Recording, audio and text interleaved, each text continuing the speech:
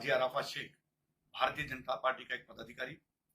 मैं महाराष्ट्र के मुख्यमंत्री जी एकनाथ शिंदे जी, महाराष्ट्र के उप मुख्यमंत्री हमारे नेता देवेंद्र फडणवीस जी से एक बात कहने के लिए मुखातिब हुआ। मैं देवेंद्र जी आपसे पूछना चाहता हूं कि जिस तरीके से नीतीश राणे कुछ महीनों से मुस्लिम समाज के बारे में, मुस्लिम अल्पसंख्याकों के बारे में, अब तो हमारे पैगंबर के बारे में जिस तरीके से बातें करना शुरू की, कुछ दिनों पहले उन्होंने कहा नगर में कि मस्जिदों में घुस घुस के मारेंगे।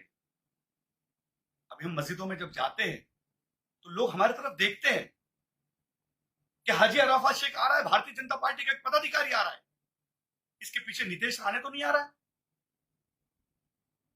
हमारे पास जवाब नहीं है। मैं समझ नहीं सकता हूं ये कौन सा हिंदुत्व बताने की कोशिश कर रहे हैं, ये कौन सा हिंदुत्व समझाने की कोशिश कर रहे हैं।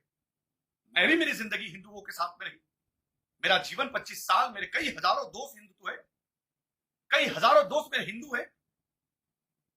मैं उनके दिवाली में जाता हूं, वो मेरे वहां रमजान में आते, मैं उनका सत्यनारायण की पूजा में जाता हूं, वो मेरे वहां बकरीद में आते हैं। कभी हमने देखा नहीं, कभी ऐसा महसूस नहीं हुआ कि वो हिंदू और मैं मुसलमान हूं, और ये कहते हैं कि मस्जिद में घुस के मारेंगे। ये कहां का इंसाफ है, ये कहां की बात है, ये कौन सा हिंदुत्व है। मुझे लगता है कि नीतीश राणे को हिंदुत्व समझाना पड़ेगा, हिंदुत्व बताना पड़ेगा, इसको श्री राम का हिंदुत्व समझाना पड़ेगा, बाबा साहब अंबेडकर का हिंदुत्व समझाना पड़ेगा, माननीय बाबा साहब ठाकरे का हिंदुत्व समझाना पड़ेगा। ये कौन से हिंदुत्व की बातें कर रहे हैं। मस्जिद में घुसेंगे और मारेंगे। आइए, कौन से वक्त में आएंगे। मैं कुरला में रहता हूं, फजर की नमाज में आएंगे, जोहर की नमाज में आएंगे, असर की नमाज में आएंगे, ईशा की नमाज में आएंगे, मगरिब की नमाज में कब आएंगे। आइए, हम आपका फूलों से स्वागत करेंगे। आइए, हम आपको बताएंगे मुसलमान क्या होता है, मुसलमानों की तरबियत क्या होती है। कभी कोई मुसलमान मौलाना ने श्री राम के बारे में नहीं कहा कि राम जी की उम्र क्या थी और सीता जी की उम्र क्या थी, कब उनकी शादी हुई थी। ऐसा कभी किसी मुसलमान मौलाना ने कहा, क्योंकि हमारे धर्म ने कभी नहीं सिखाया किसी के भगवान का अपमान करो, किसी धर्म का अपमान करो। ये कौन सा हिंदुत्व की बातें कर रहे, किस तरीके की बातें कर रहे। जब वो बोल रहे थे तो मैं देख रहा था कि उनसे बड़ा माइक था, उनके पैजामे से बड़ी उनकी जबान चल रही थी। छोटे बुल्ली के बच्चे, आपको समझना पड़ेगा, बटले डेनी, आपकी बकरी ऐसी आवाज, और आप कहते हैं कि मैं हिंदुओं का गब्बर हूं। आप हिंदुओं के गब्बर नहीं, हिंदुओं के गोबर हो। गोबर भी बहुत बड़ी बात है, आप गू तो हो, आप गोबर नहीं गू हो। जिस तरीके की भाषा आप कर रहे हो, अगर गोबर भी बने होते तो अच्छा लगता कि कहीं तो कहीं आंगन में लिपने के काम में आते, लेकिन आप गू हो। आपकी बातें, आपकी जबान, आप जो जिस तरीके से बात कर रहे, तो आप गू जैसी बातें कर रहे। पूरा हिंदुस्तान का मुसलमान और हिंदुस्तान का हिंदू भी आपको इसके बाद बटला डेनी और छोटी बुल्ली का बच्चा कह के पुकारेगा। इस तरीके की भाषा ना करो। आप क्यों कर रहे हो? क्या आपको मंत्री बनना है अगले मंत्रिमंडल में? आपके बाप को दिल्ली में मंत्री बनना है, इसलिए कर रहे हो? कितनी आइले कितनी गहले, सबको लगता हमीश पहले। ये बीजेपी है साहब, समझना पड़ेगा। आपके भूखने से ये सारी चीजें नहीं होगी। हिंदुस्तान का हिंदू भी समझदार है। मुसलमान जिस तरीके से समझदार है, वैसा हिंदू भी समझदार है। मेरे हजारों लाखों दोस्त हिंदू है। मुझे कभी ऐसा महसूस नहीं हुआ किसी घर पे जाते कि मैं किसी हिंदू के घर जा रहा हूं। मैं कभी गणपति में गया तो मुझे कभी ऐसा महसूस नहीं हो कि मैं मुसलमान हूं, इनके वहां गणपति में क्यों जा रहा हूं। क्योंकि हमारे धर्म में सिखाया गया है कि तुम दूसरों के धर्मों की इज्जत करो। यही हमारा पहला सबक है, तुम दूसरों के खुदाओं की इज्जत करो। यही हमारा मजहब सिखाता है। और तुम कहते कि मस्जिद में घुस के मारेंगे। अब जिन साधु ने कहा,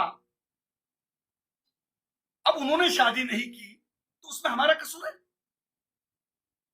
अब उनको नहीं पता कौन कितने साल की उम्र में शादी कर रहा है, किसकी कब शादी हो रही है। लेकिन हमारे पैगंबर के बारे में अगर इस तरीके की बात करेंगे तो ये ठीक बात नहीं है। माननीय मुख्यमंत्री एकनाथ शिंदे जी ने भी इसके ऊपर ध्यान देना चाहिए और मेरे नेता देवेंद्र फडणवीस जी ने इसके ऊपर ध्यान देना चाहिए। देवेंद्र जी, आपको पूरा हिंदुस्तान के लोग हर कोई पसंद करता है। आप महाराष्ट्र की शान हो, हमारा आदर हो, रिस्पेक्ट हो, आपको लोग चाहते। आप जब कोरोना में बीमार हुए थे, कई मुसलमानों ने आपके लिए दुआ की, दरगाह पे चादर पेश की, हाजी अली पे दुआएं की गई कि देवेंद्र जी जल्दी ठीक हो जाए।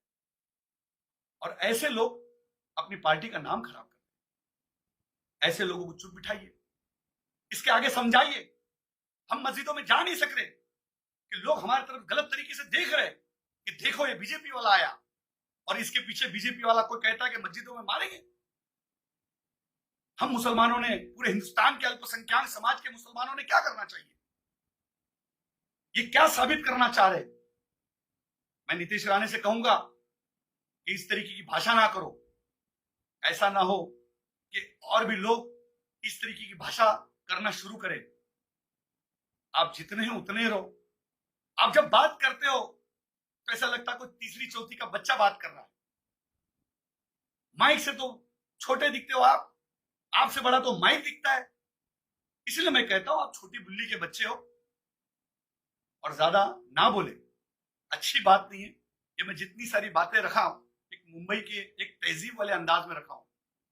मैं जिस तरीके से हूं, जिस तरीके से मेरी भूमिका है, जिस तरीके से मेरे आंदोलन है, जिस तरीके से मेरा पॉलिटिकल करियर है, अगर मैं उस भाषा में आ गया तो आप कभी भी कोई स्टेज पे बोल नहीं पाओगे। मैं 30 लाख खाटी समाज का अध्यक्ष हूं, ऑल इंडिया सूफी बोर्ड का अध्यक्ष हूं, हजारों पीर मेरे साथ में, लाखों मुसलमानों की दुआ है। अगर इस तरीके की भाषा करते रहेंगे तो बहुत सारी बातें हमको भी करना पड़ेगी। आपकी शुरुआत कहां से हुई, आपके पिताजी की शुरुआत कहां से हुई, ये सब बोलने मत लगाओ। इसीलिए मैं कहता हूं कि इसके बाद बस, अब इसके बाद नहीं बोलना।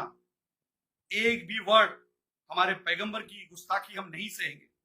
मैं इस पार्टी में रह के काम कर रहा हूं, हजारों लोगों को जोड़ रहा हूं, हजारों लोग मेरे साथ मुसलमान जुड़े हुए, और उनका जवाब मेरे पास अगर इस तरीके का होगा तो ये बात ठीक नहीं होगी। इसके बाद पैगंबर की शान में जरा भी गुस्ताखी नहीं चलेगी। ये मैं आपको सामने से बताने आया हूं। आप कहते हैं मैं गब्बर हूं, गब्बर हूं। आप गब्बर नहीं, गोबर हो, और गोबर ने गोबर जैसा रहना चाहिए। आप गू तो हो, पर गाय का गू बन जाओ भाई। कुत्ते का गू क्यों बन रहे हो और बदबू फैला रहे हो? ये सब ना करो। मैं एक पार्टी का एक पदाधिकारी नाते आपको समझाने की कोशिश कर रहा हूं। ऐसा ना हो कि और जबान निकले और कोई बातें तहजीब के बाहर चले जाए। इसलिए मैं आपको कह रहा हूं कि इसके बाद बस हो गया। आपने हमारे कौम के खिलाफ बहुत दिनों से बहुत सारी बातें की, हम नहीं चुप रहे, पर पैगंबर की गुस्ताखी हम नहीं सहेंगे। मैं माननीय मुख्यमंत्री जी से कहूंगा, माननीय देवेंद्र जी से कहूंगा, और मुंबई के अध्यक्ष मेरे दोस्त आशीष शेलार जी से कहूंगा कि आप इसे समझाइए, लगाम लगाइए। नहीं तो बहुत सारी चीजें लगाम लगाने हमें भी आती है। इतनी बात आपके सामने रखूंगा, बाकी की बात ब्रेक के बाद। जय हिंद, जय महाराष्ट्र, खुदा।